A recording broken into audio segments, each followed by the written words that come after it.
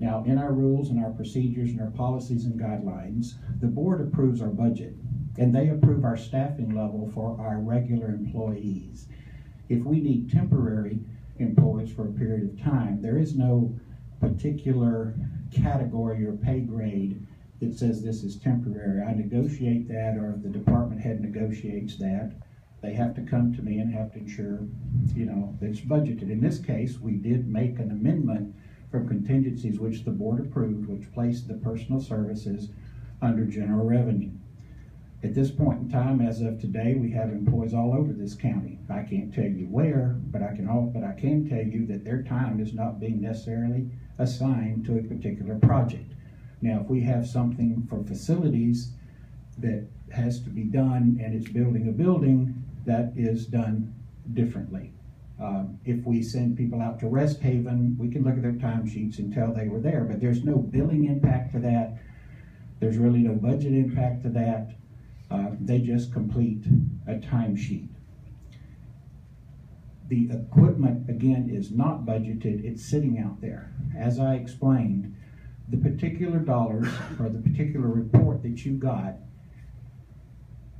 treats it as if we were a rental company like Florida Sales and Rental. If you go there today and you need to get a skid steer, or a loader skid, whatever you call them, you got to have a trailer, you got to have a truck. You're going to pay for that for the full day. You may not use it but 15 minutes, or you may use it a half hour here and a half hour there, but you're going to pay for all of it.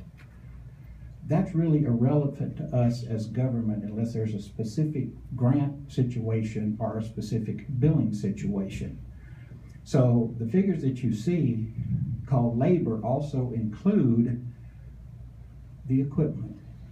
Every person that signed a vehicle, when they say they worked on something today in this particular system, when we use it, if they work 10 hours and they drive a truck, that's also assigned 10 hours. If you go back through that detail, you will see one person that worked 10 hours, but you will see he also was charged 10 hours for the use of the skid loader and charged 10 hours for the use of the backhoe. Now, obviously, he didn't work 20 hours, and he probably didn't use the equipment but a few minutes. The equipment, other than a 6-yard, well, even a 6-yard dump truck, other than the track hoe, is in Parks and Recreations, therefore it is in general revenue. There's no transfer of funds necessary. And we do not require, unless we have predetermined for some billing purpose, which that does happen sometimes, to keep up with the operators with the clock. We do not know how much that equipment was operated. You can look at, for example, our park manager who chose to assign his time on the weekends to the mud run. Now, obviously, he was there every day doing his work as park, and he was supervising. He could have done that. We didn't define that because it's not necessary. We do not need to do that the way government operates and the way that we budget. We were not billing anybody. We're not billing any department. We're not transferring any funds. The only piece of equipment that was utilized outside of the general revenue was 3 days for the track hoe. Now, we do at times when a piece of equipment from TT, like says, goes to the enterprise fund, like the landfill, and they're out there a couple of weeks, we will charge that budget and transfer those funds from the landfill or solid waste account into general revenue if it's material. In this case, it really wasn't material. If you take all the hours and you look at the clocks, for example, the skid loader, I think there was like 51 hours that's on these timesheets to the skid loader. I seriously doubt it came anywhere as close to that. And the same thing with the payroll. Staff is facility staff. These were not road and bridge staff out there not doing road work. These were park staff most of the time. There was some facility staff out there at times. There was transportation backing too.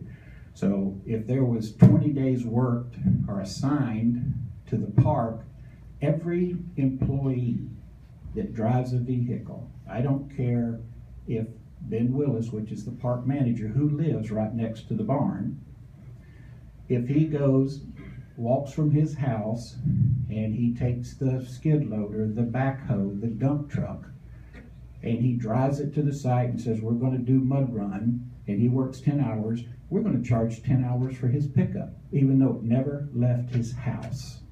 So that's what I was trying to explain. It's sort of paper dollars.